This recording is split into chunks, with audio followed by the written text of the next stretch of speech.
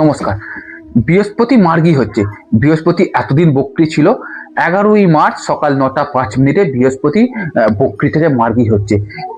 এই 3 রাশির জীবনে কিন্তু ভালো রেজাল্ট আসতে চলেছে। 3 রাশির কিন্তু ভাগ্য ফিরতে চলেছে। কোন 3 রাশি? এই 3 রাশি হলো আপনাদের কন্যা রাশি।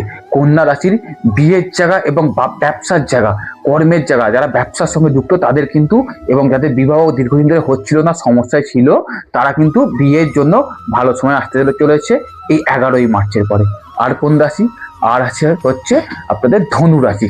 ধনু রাশিতে যারা যারা বাড়ি ঘর জমি জায়গা নিয়ে সমস্যার মধ্যে ছিলেন, হচ্ছিল না, সমস্যার জায়গায় আসছিল, তাদের মায়ের শরীর স্বাস্থ্য নিয়ে যারা ভুগছিলেন তারাও কিন্তু ভালো রেজাল্ট পেতে চলেছেন। সর্বোপরি বিবাহ, যারা বিবাহ হচ্ছিল না, যদি আপনার রাশি বা আপনার লগ্ন যদি ধনু হয়, আপনাদের কিন্তু বিয়ের চোখ সামনে আসতে চলেছে 11ই মার্চের পর থেকে। আপনারা নিশ্চিত থাকুন। আপনারা আপনারা নিশ্চিতভাবে আমি দায়িত্ব নিয়ে আপনাদের এই কথা বলতে পারি। আর কোন রাশি আছে এরপরে হলো মীন রাশি। মীন রাশি জাতক জাতিকাদের কিন্তু কর্মের জায়গায় যথেষ্ট ভালো, কর্মের জায়গায় যথেষ্ট ভালো রেজাল্ট তারা পেতে চলেছেন। যারা ব্যবসায় ইনভেস্টমেন্ট করার কথা ভাবছিলেন, আপনার রাশি বা লগ্ন যদি মীন হয়, আপনারা নিশ্চিন্তে আপনারা ইনভেস্টমেন্ট করতে পারেন।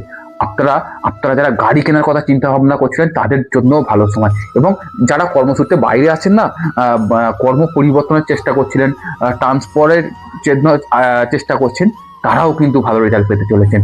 কর্মের জায়গায় যথেষ্ট ভালো। তাই আপনার রাশি যদি মীন হয়, বা আপনার রাশি যদি ধনু হয়, অথবা আপনার রাশি যদি কন্যা হয়, আপনারা নিশ্চিন্তে থাকুন। এই 11ই মার্চ সকাল 9টা 5, 11ই মার্চ সকাল 9টা 5 পরে কিন্তু আপনাদের জীবনে ভাগ্যের চাকা ঘুরতে চলেছে। আপনারা নিশ্চিন্তে থাকুন।